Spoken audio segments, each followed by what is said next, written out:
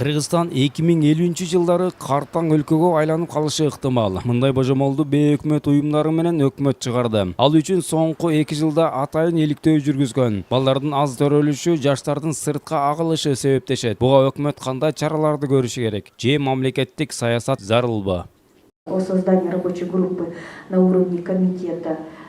Өкмөт жана бейөкмөт уюмдары 2 жыл бою иликтеген. 4000ден ашык улуу муундун өкүлүнөн сурамжылоо жүргүзүп, жалпы 7 этапка бөлүшкөн. 20-30 жылдын аралыгында жаштар орто муун менен улуу муундун теңелип калаарын болжоп чыгышкан. 15 жашка чейинки балдар, анан 60-тан ашкан жарандардын баягы пайызы бир келет да. Ошол мезгилден баштап мамлекет караган мамлекеттердин ичине кирип калышы мүмкүн да. Жалпы элдин саны 6 миллиондон ашты. Статистикалык маалыматтарга караганда 2014-жылга караганда 2000ге төрөлүүнүн саны өскөн. Өлүмдүн саны тескерисинче азайган.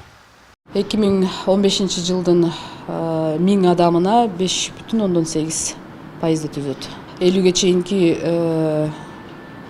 адам калктын саны 40%га чейин түзүлөт. Ошондо токтоп кетсек, пенсия жашы курактагылар 647 миңден ашык адам. Каза тапкандардын саны азайып, көп төрөлүп жатканына карабай, эмне себептен Кыргызстан картаң өлкөлөрдүн катарына кошулат деп болжолдошууда. Өкмөттөгүлөр миграциянын агымынын күчөшү, чет жакка кетип кайра өз өлкөсүнө келбей жатышын себептешет. Расмий маалымат боюнча 3000ге жакын киши кыргыз жарандыгы менен кош айтышкан. Алардын 31% 30дан 45 жашка чейинкилер. Көпчүлүгү балдарын таштап кетишет.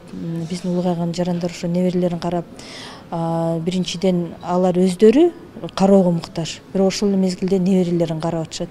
Неберелери биздин ушул балдар тилекке каршы убагында мындай ата-эненин мээримин, тарбиясын албай калып атышат.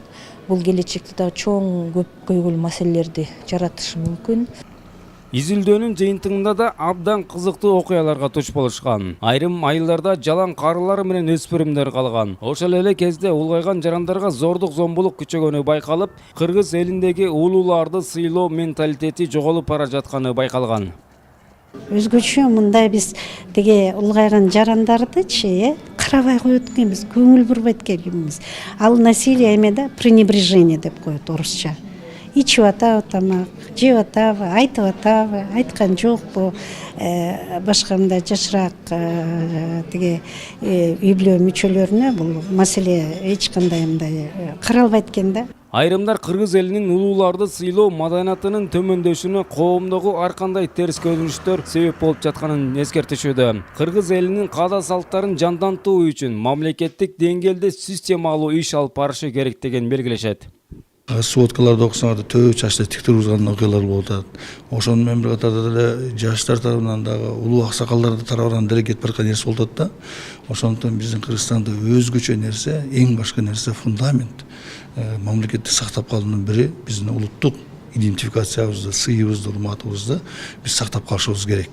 Себеби биз өзүбүздүн традициябызды сактап алсак, өзүбүздүн дөөлөттөрдү сактабай турмузак, биз ошонун бардыгын чаанып же башка бир маданияттын таасири менен ушундай жактарга бара берсек, биз улут катары толугу менен мындай деградация болуп кетишибиз мүмкүн да, себеби көптөгөн дөөлөттөрүбүздөн ажырап калышы мүмкүн.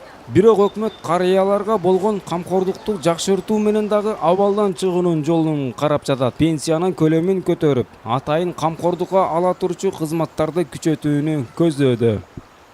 Азыркы учурда ушул Жогорку Кеңештин социалдык комитетинин алдында атайын ушул тиешелүү министрликтердин адистеринин катышуусу менен жумушчу топ түзүлгөн. Ушул жалпы эле ушу калктын социалдык айрылык катмарына ушул жарым-жартылай стационардык кызматтарды өнүктүрүү боюнчачы ошол жумушчу топко кошулуп биз дагы иштеп атабыз. Бул жерде негизи мамлекет тарабынан көрсөткөн кызматтар, ошондой эле бейөкмөт тарабы уюмдарынан Өнүккөн өлкөлөрдүн көбүндө жаштардан дагы карыялары көп. Жумуш күчү аз болуп, мигранттардын күчү менен жумуштарын бүткөрүшөт. Эгерде бул тенденцияны алдын алыш үчүн экономикалык, социалдык абалды чыңоо керек дешет эксперттер. Улукбек Кутманбаев, Тилек Асхатбеков, События, Бишкек.